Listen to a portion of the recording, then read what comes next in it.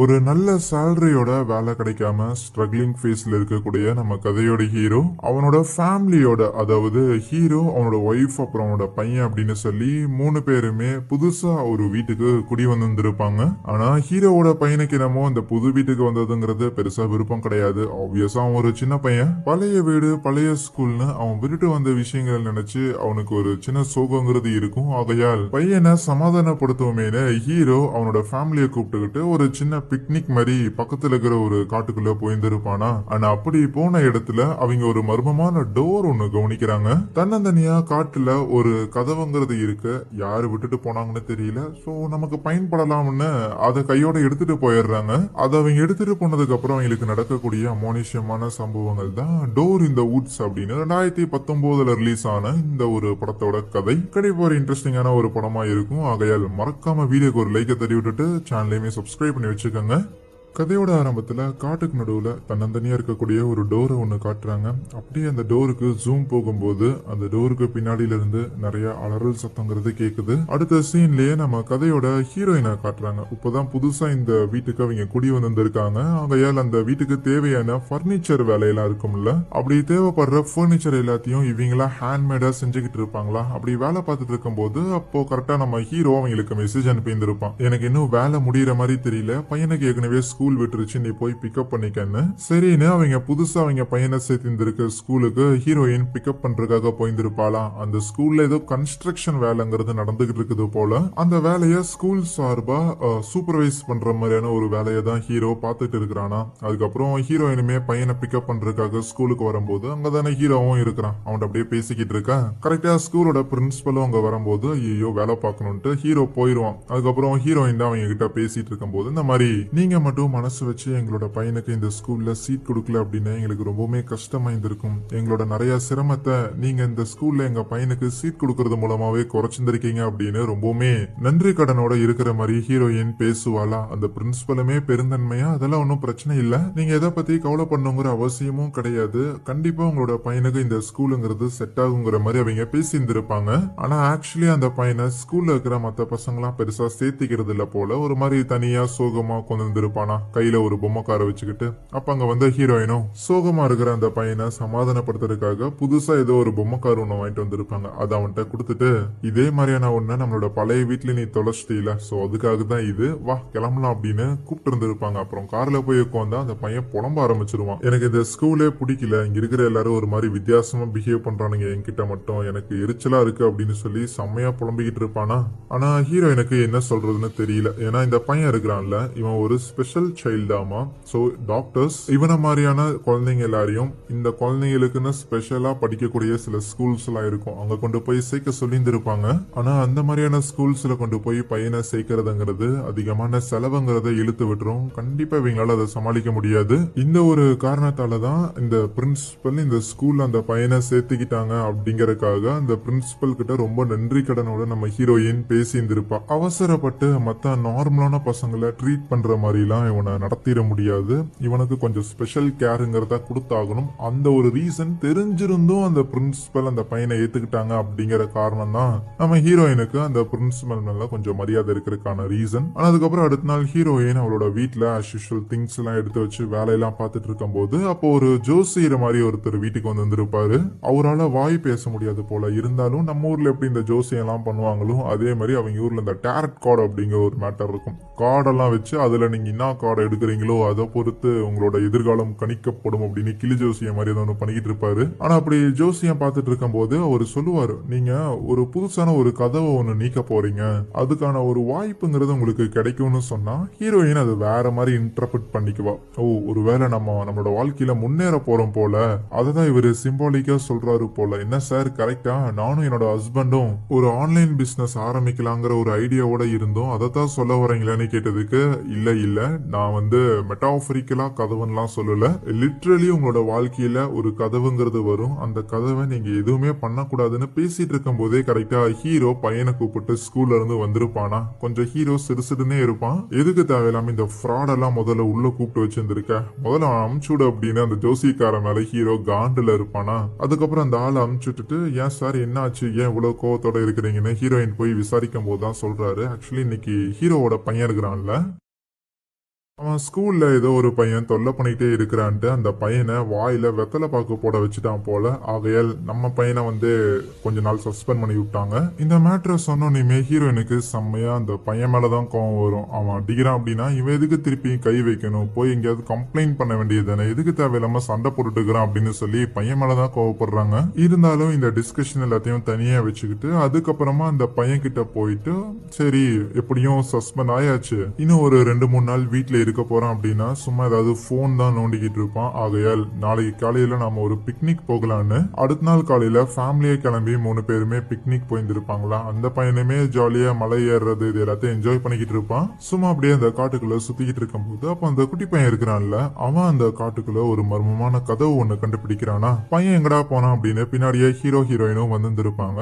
அப்போ நம்ம ஹீரோயினுக்கு அந்த கதவு கொஞ்சம் ஒரு மாதிரி அட்ராக்டிவா தெரியும். இவங்க வீட்டுல ஒரு அலமாரி ஒண்ணு இருக்காமா. சோ அதுக்கு ஒரு கதவு வேணும், அதுக்காக பிளேவுட் எல்லாம் வாங்கணும், கொஞ்சம் காசு செலவாகுமே அப்படின்னு யோசிச்சுட்டு இருந்திருப்பாங்க. பட் இப்போ இந்த கதவு பார்க்கும்போது கொஞ்சம் பழைய பீஸா இருந்தாலும் அங்கங்க கொஞ்சம் பட்டிட்டிங்கிறீங்களாம் பார்த்தா கண்டிப்பா இந்த கதவை நம்மளால அந்த கபோர்டுக்கு யூஸ் பண்ணிக்க முடியும்னு நினைக்கிறேன். சோ உட்டு வாங்குற காசு மிச்சமாச்சுன்னு அந்த கதவை வீட்டுக்கு எடுத்துட்டு வந்திருப்பாங்களா. சோ அதுக்கப்புறம் அதை கொஞ்சம் கிளீன் பண்ணி அதுக்கு ரெட் கலர்ல பெயிண்ட் எல்லாம் அடிச்சுட்டு அப்புறம் அங்க இருக்கிற ஒரு கபோர்டுக்கு அதை பயன்படுத்திக்கிட்டாங்க.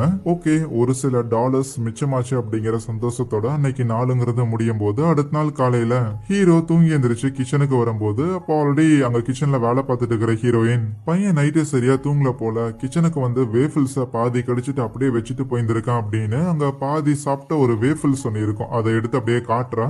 இருக்கலாம், பசி வந்திருக்கலாம் அப்படின்னு யோசிச்சுட்டு அவங்க அதை பெருசா எடுத்துக்கல. அப்புறம் அந்த பையனுமே காலையில எழுந்திரிச்சு வரும்போது என்னடா நைட்டு எழுந்திரிச்சு வீட்டுக்குள்ள உலாவிட்டு இருந்திருக்க போல, சரியான தூக்கம் இல்லையா அப்படின்னு கேட்டதுக்கு ஏன் மம்மி நீ வேற தேவையில்லாம உளறிட்டு இருக்கிறதா அந்த பையன் ரிப்ளை பண்ணிருப்பான். இருந்தாலும் ஹீரோயின் சரி பையன் ஏதோ சும்மா பொய் சொல்றான் போலேன்னு யோசிச்சுட்டு அதுக்கப்புறம் அந்த கபோர்ட்ல இருந்து அவங்களோட ஜாக்கெட் ஒன்னு எடுத்து போட்டுக்கிட்டு பையனை ஸ்கூல்ல கொண்டு போய் டிராப் பண்ணவங்களும் சூப்பர் மார்க்கெட்ல இருந்து பொருள்லாம் வாங்கிட்டு வரும்போது அவங்களோட ஜாக்கெட் பாக்கெட்ல இருந்து காரோட கீயை எடுத்து இருந்திருப்பாங்க. ஆனா கையோட ஏகப்பட்ட புழுவுமே வந்திருக்கும், பயங்கர டிஸ்கஸ்டிங்கா இருக்கும். ஈவினிங் இத பத்தி ஹீரோயின் ஹீரோ கிட்ட கம்ப்ளைண்ட் பண்ணிக்கிட்டு இருப்பா. ஏன்னா மேபி புழுவை போட்டு வச்சது வந்து நம்ம பையனாதான் இருக்குமோ அப்படின்னு சந்தேகப்பட்டு இவ ஏற்கனவே கேட்டாலாமா. ஆனா பையன் தான் பண்ணல அப்படிங்கிற மாதிரியே சொல்றான். ஆனா அப்படி இத அவன் பண்ணலனா நீயா பண்ணியிருந்திருப்ப, கபோர்ட்ல இருக்கிற ஒரு ஜாக்கெட்ல எப்படி புழு வரும்னு ஹீரோயினுக்கு ஒரே குழப்பமா இருக்கும். ஆனா ஹீரோயின் சொல்றது எதையுமே கண்டுக்கல. நீ ஏதாவது சாப்பாடு இதை வச்சிருந்திருப்ப, அதனாலதான் அது புழு பிடிச்சிருந்திருக்குங்கிற மாதிரிதான் அவன் செம்ம லத்தார்ஜிக்கா பேசிக்கிட்டு இருப்பானா.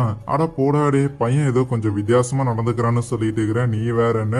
அப்புறம் ஹீரோயின் எழுந்திருச்சு அவங்களோட பையனை பார்க்கலான்னு வர இருக்க. அப்போ சடனா அங்க காரிடோர்ல ஏதோ ஒரு உருவம் ஒண்ணு தெரியும். அதை பார்த்து செம்மையா பயந்துடுறா. ஆனா லைட்டா போட்டா அது ஆக்சுவலி அவங்களோட பையனா தான் இருக்கும். அவன் தான் பேய் மாதிரி நின்னுகிட்டு இருக்கிறான். சரி நம்ம தான் கன்ஃபியூஸ் ஆயிட்டோம் போல, ஏன் மகனே தூங்காம என்னடா பண்றேன்னு கேட்டா இல்ல எனக்கு தூக்கம் வரல எனக்கு பயமா இருக்குங்கிற மாதிரியே சொல்லுவானா. அதுக்கப்புறம் அவனை கூட்டிட்டு போயிட்டு பெட்ல படுக்க வச்சு அவனை தூங்க வைக்கிறதுக்காக முயற்சி பண்ணிட்டு இருக்கும் போது அவன் தனக்கு பயமா இருக்குது, தன்னை ஏதோ ஒண்ணு துரத்துதுங்கிற மாதிரி சொல்லுவானா. ஏதோ ஒண்ணு துரத்துதா செல்லக்குட்டி, நீ படத்துல பாக்குற மான்ஸ்டர்ஸ்ல ரியல் கிடையாதுன்னு, அதனால இல்லாத விஷயத்த நினைச்சலாம் நீ பீதி ஆகணுங்கிற அவசியம் கிடையாது. நீ நல்ல விஷயங்களை மட்டும் நினைச்சுக்கோ, கார் ஓட்டுற மாதிரி பிளைட் ஓட்டுற மாதிரி, இல்லைன்னா 2 நாளுக்கு முன்னாடி நம்ம ஹைக்கிங் போனோம்ல, சோ அந்த மாதிரியான விஷயங்கள் எல்லாம் யோசிச்சு பாருன்னு சொல்ல, நான் ஒன்னும் மான்ஸ்டர்ஸ் உண்மையா இருக்குதுன்னு சொல்ல வரல, எனக்கு பயமா இருக்குதுங்கிற மாதிரி அந்த பையன் சொல்லுவானா. சரின்னு அவனோட பயத்தை போக்குற விதமா ஹீரோயினுமே பைபிள்ல இருக்கிற சில வசனங்கள்லாம் அப்படியே படிப்பா. இந்த மாதிரி ஆண்டவர் உங்களை எப்பவுமே ரட்சிப்பார், உங்களை எப்பவுமே பார்த்துக்கிட்டு இருப்பார் அப்படிங்கிற மாதிரி சில விஷயங்கள்லாம் அப்படியே படிச்சுக்கிட்டே கரெக்டா வெளியில வரும்போது அந்த கபோர்டோட டோருங்கிறது ஓபன் ஆகி அதுல இருந்து ஒரு கை அப்படியே நம்ம ஹீரோயினை பிடிக்கிறதுக்காக போகும். ஆனா அதுக்குள்ளேயே ஹீரோயின் அங்கிருந்து நகர்ந்து போயிருவா. அப்புறம் அடுத்த நாள் காலையில அந்த ஜோசியக்காரர் இருக்கிறாருல, அவரு ஹீரோயினை பாக்குறதுக்காக வந்திருப்பாரா. கதவை நீக்கினோடனே இந்த இடத்துல தீய சக்தி இருக்குது, நீங்க தேவையில்லாத விஷயங்களில உள்ள கொண்டு வந்திருக்கீங்க அப்படிங்கிற மாதிரி சொல்ல ஆரம்பிக்க, சாமி பொறுமை உள்ள வந்து பேசுங்க அப்படின்னு கூட்டிட்டு போனா அவர் அதே தான் சொல்றாரு. நான் நேத்து என்னோட ஞானக்கண் மூலமா பார்த்தேன், இந்த இடத்துல நீங்க ஏதோ ஒரு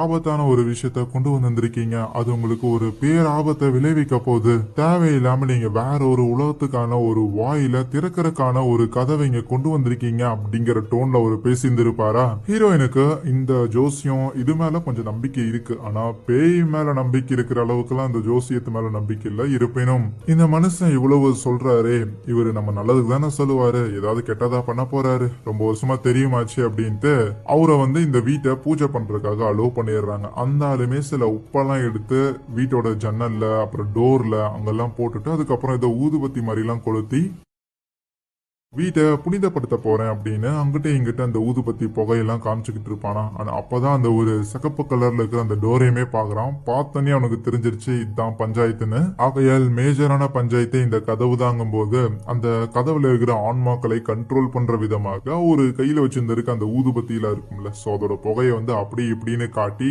அதை கண்ட்ரோல் பண்ணிட்டாராமா இப்போ அவரு. ஆனா இந்த கண்ட்ரோல் எல்லாமே ரொம்ப டெம்பரரியா தான், அதனால உங்களுக்கு இப்போதைக்கு ஆபத்து ஏற்படாம இருக்கலாம். ஆனால் முழுமையா இதுல இருந்து நீங்க தப்பிக்கணும்னு விருப்பப்பட்டீங்கன்னாலாம் கிடையாது. முழுமையா இதுல இருந்து தப்பிக்கணும்னா நீங்க புதுசா கொண்டு வந்திருக்க அந்த ஒரு கதவு அதை புடுங்கி எங்கேயாவது எரிங்க, இல்லைன்னா அதை எரிச்சு விட்டுருங்கிற மாதிரி சொல்லியிருந்திருப்பாரு. வேற என்ன, ஈவினிங் ஹீரோ வந்ததுக்கு அப்புறம் ட்ரில்லிங் மிஷின் எல்லாம் வச்சுட்டு அந்த கதவை எடுக்கிறதுக்காக முயற்சி பண்றான். பட் வேலைக்கு ஆகல. அந்த ட்ரில்லிங் மிஷின்ல மாற்ற அந்த பிட்டு தான் உடையதே தவிர அந்த ஸ்க்ரூ ஒரு துளி வெளியில வந்த மாதிரி கூட தெரியல. இந்த அளவுக்கு ஸ்ட்ராங்கா நானா இந்த கதவை மாட்டினேன் அப்படின்னு ஹீரோவுக்கே ஒரே அதிர்ச்சி. ஆனா ஆல்ரெடி காலையில இருந்து நிறையவே வேலை பார்த்துருப்பான் போல. இதை சும்மா ஒரு சின்ன வேலை தானே கையோட முடிச்சுட்டு போகலான்னு பார்த்தா இது ரொம்ப நேரம் எடுக்கிற மாதிரி தெரியுது. பொறுமையாவுக்கு வந்து வேலை பார்த்தாதான் இதை முடிக்க முடியும் போல. ஆகையால் நான் வீக்கெண்ட்ல இதை முடிச்சு கொடுக்குறேன், நீ இப்போதைக்கு கோச்சுக்காத அப்படின்னு சொல்லி ஒய்ஃபை கன்வின்ஸ் பண்ணியிருந்திருப்பான். அப்புறம் அடுத்த நாள் காலையில வீட்டுல சும்மா இருக்க முடியாம நம்ம ஹீரோயின் நேரா அவங்க ஊர்ல இருக்கிற லைப்ரரிக்கு போயிருந்திருப்பா. அங்க போயிட்டு வேலை செய்யற அந்த லைப்ரரி ஸ்டாஃப் இருக்கிறாங்கல்ல, அவங்க கிட்ட இந்த ஊரோட லோக்கல் ஏதாவது ஹாரர் ஸ்டோரிஸ் இது இருக்கா, இந்த ஊர்ல ஏதாவது அமானுஷ்யமான சம்பவங்கள், மர்மமான விஷயங்கள், பழங்காலத்து கதைகள் அந்த மாதிரி ஏதாவது இருக்கா அப்படின்னு கேட்டிருந்திருக்காங்க. அந்த லைப்ரரி ஸ்டாஃபுக்கும் இந்த விஷயங்கள் எல்லாம் கொஞ்சம் இன்ட்ரெஸ்ட் ஆர்வம் போல. ஆக்சுவலி அந்த மாதிரி மர்மமான ஒரு விஷயம் ரீசெண்டா ஒண்ணு நடந்துச்சு. என்ன தெரியுமா, நிறைய குழந்தைங்க காணாம போச்சுன்னு சொல்லிட்டு அதுக்கப்புறம் கம்ப்யூட்டர்ல இதுக்கு முன்னாடி எந்தெந்த குழந்தைங்க எல்லாம் காணாம போனாங்க அப்படின்னு சொல்லி அந்த நியூஸ் ஆர்டிகல்ஸ் எல்லாத்தையும் ஸ்டோர் பண்ணி வச்சிருந்திருப்பாங்க. அதையெல்லாம் வந்து செக் பண்ணி பாத்துக்கிட்டு இருப்பாங்களா நம்ம ஹீரோயினுக்கு அந்த லேடி ஹெல்ப் பண்ணிட்டு இருப்பாங்க. அதெல்லாம் காமிச்சு ரீசெண்டா இந்த குழந்தைங்களை கடத்துறதுங்கிறது நின்னு போயிருச்சு. ஆனா ரொம்ப வருஷமா அது நடந்துகிட்டு இருந்தது. ஆனா அப்படி யாரு கடத்துனா, எங்க குழந்தைங்க போனாங்க அப்படின்னு சொல்லி ஒரு ஐடியாவுமே இல்ல. இந்த நியூஸ் எல்லாம் கேட்டு தெரிஞ்சுட்டு ஹீரோயின் கொஞ்சம் டிஸ்டர்ப் ஆயிடுவா. அதுக்கப்புறம் அன்னைக்கு நைட்டு இதை ரிலேட்டடா ஹீரோ கிட்ட பேசிக்கிட்டு இருக்க, குழந்தைங்க எல்லாம் காணாம போறது இதெல்லாம் எல்லா ஊர்லயுமே நடக்கிற மாதிரியான ஒரு சம்பவங்கள் தானே, இதுக்கு எதுக்குமா இவ்வளவு ஸ்பெஷலால ரியாக்ட் பண்றேன்னு ஹீரோவுக்கு ஒரு கேள்வி இருக்கும். தேவையில்லாம இந்த கதவுக்கு பின்னாடி என்ன மர்மம் இருக்கும் அப்படின்லாம் தெரிஞ்சுக்கணுங்கிற அவசியம் கிடையாது. உன்னோட நம்பிக்கைப்படி இந்த கதவு வீட்டுல இருக்கிறது பஞ்சாயத்து, ஓகேவா, அவ்வளவுதானே. அப்ப இந்த கதவு வீட்டுல இருக்க வேண்டாம், நான் முடிஞ்ச அளவுக்கு வீக்கெண்ட்ல இதை எடுக்கிறதுக்காக முயற்சி பண்றேன் அப்படின்னு சொல்லியிருந்திருப்பான். ஆனா அடுத்த நாள் காலையில தூங்கி எழுந்திருக்கும் போது இவங்களுக்கு ஒரு சின்ன ட்விஸ்ட் என்னன்னா, அந்த ஒரு கதவு பெயிண்ட் எல்லாம் அடிச்சு அழகா கபோர்டுக்கு வச்சிருந்திருப்பாங்கல்ல, அந்த பெயிண்ட் எல்லாமே உறிஞ்சு வந்திருக்கும். அந்த கதவு திருப்பியுமே பழைய மாதிரி இருக்குது. ஏற்கனவே அந்த ஜோசியக்காரர் வேற இந்த கதவை ஒரு மார்க்கமா பேசிட்டு போயிருந்திருக்காரு. இப்ப என்னன்னா ஓவர் நைட்ல பெயிண்ட் வேற உறிஞ்சு வருது. சோ மொத வேலையா இந்த கதவை கழட்டி தூக்கி வீசணும் அப்படின்னு சொல்லிட்டு ஹீரோ அன்னைக்கு வேலைக்காக அப்புறம் கிளம்பி போயிருந்திருப்பானா. ஹீரோயினுமே உறிஞ்சு போன அந்த பெயிண்ட் எல்லாத்தையும் எடுத்து கிளீன் பண்ணிக்கிட்டு இருக்கு. அப்ப யாரோ ஒருத்தங்க காரிடார்ல நடந்து போகிற மாதிரி இருக்கும். ஏதோ ஒரு சின்ன குழந்தை. ஹீரோயின் எங்கெங்கெல்லாம் போகிறாளோ அங்கங்கெல்லாம் அந்த ஒரு பேய் இருக்கிற மாதிரி எல்லாம் தெரியும். ஆனா சடனா அது பாட்டுக்கு அங்க இருக்கிற அந்த கபோர்ட்குள்ள போய் கதவை சாத்திக்க, அந்த கதவு சாத்தினா சத்தங்கிறது ஹீரோயினுக்கு கேட்டு இருந்திருக்கும். அவ போய் அதை நீக்கி பார்க்கும்போது உள்ள யாரும் இல்லாம இருக்க. அப்ப அவளுக்கு ஹீரோ கிட்ட இருந்து மெசேஜ் வரும், உடனே ஸ்கூலுக்கு வான்னு. என்னடான்னு போய் பார்த்தா இன்னைக்கும் ஹீரோவோட பையன் யாரையோ அடிச்சிட்டான். அதனால பிரின்சிபல் ஸ்ட்ரிக்டா நீங்க பையனை வீட்டுக்கு கூட்டிட்டு போயிருங்க அப்படின்னு சொல்லிட்டாங்க. அவள்தான் ஒண்ணும் பண்ண முடியாது. வீட்டுக்கு வந்ததுக்கு அப்புறம் ஹீரோக்கும் ஹீரோயினுக்கு தான் இப்போ பெரிய தலைவலியே. பையனை இப்போ வேற எங்க எந்த ஸ்கூல்ல சேர்த்துறது அப்படின்னு ஒண்ணுமே புரியல. வேணும்னா வீட்லயே பிரைவேட்டா ஒரு டியூட்டரை வச்சு அவனுக்கு வீட்லயே பாடம் சொல்லி கொடுக்கலாமா அப்படின்னு கூட யோசிக்கிறாங்க. ஆனா அதுக்கு இன்னுமே அதிகமா செலவாகும். சரி எது நடக்குமோ அது நடக்கட்டும், விஷயத்த அப்புறமா யோசிச்சுக்கலான்னு அடுத்த நாள் காலையில பையனை வீட்லயே வச்சிருக்க வேண்டான்னு ஹீரோ அவன் வேலை செய்யற இடத்துக்கு சும்மா கூட்டிட்டு போயிருந்திருப்பான். அதுவே ஹீரோயினும் அந்த குழந்தைங்க எல்லாம் காணாம போயிருந்திருப்பாங்கல்ல, அந்த நியூஸ் பேப்பர் கட்டிங் எல்லாம் எட்டு வந்திருப்பா போல. அதையெல்லாம் பார்த்துட்டு என்ன யோசிச்சான்னு தெரியல. அதுக்கப்புறம் அவங்க அந்த கதவை ஒரு காட்டுக்குள்ள இருந்து எடுத்துட்டு வந்திருப்பாங்கல்ல, நேரா அந்த காட்டுக்கே அவ போயிருந்திருப்பா. அங்க பக்கத்துல யாராவது இருக்கிறாங்களா, ஏதாவது வீடு இருக்குமா அப்படின்னு தேடி பார்த்துக்கிட்டு இருப்பாளா. சோ அப்படி பார்க்கும்போது ஒரு வீடுங்கிறது அவரோட கண்ணுக்கு தென்படுது. ஆகையால் நேரம் அவங்க கிட்ட போய் இந்த மாதிரி இந்த ஊருக்கு புதுசா வந்திருக்கோம் அப்படிங்கிற விஷயத்தையெல்லாம் சொல்லிட்டு, எனக்கு இங்க ஒரு கதவு ஒண்ணு நாங்க காட்டுக்குள்ள பார்த்தோம், அதை பத்தி சில விஷயங்கள் பேசலாமா அப்படின்னு சொல்லும் போதே, ஓ நீங்க தான் அதை எடுத்துட்டு போனீங்களா, அந்த சாபம் மறுபடியும் தொடர்றதுக்கு நீ தான் காரணமா அப்படிங்கிற மாதிரி எல்லாம் சொல்லி ஆல்ரெடி வந்த உடனே ஹீரோயினை பயமுறுத்தி விட்டுறாங்க. அப்புறம் வீட்டுக்குள்ள கூட்டிட்டு போய் உட்கார வச்சு பேசும்போதுதான் அந்த அம்மா மேட்ரை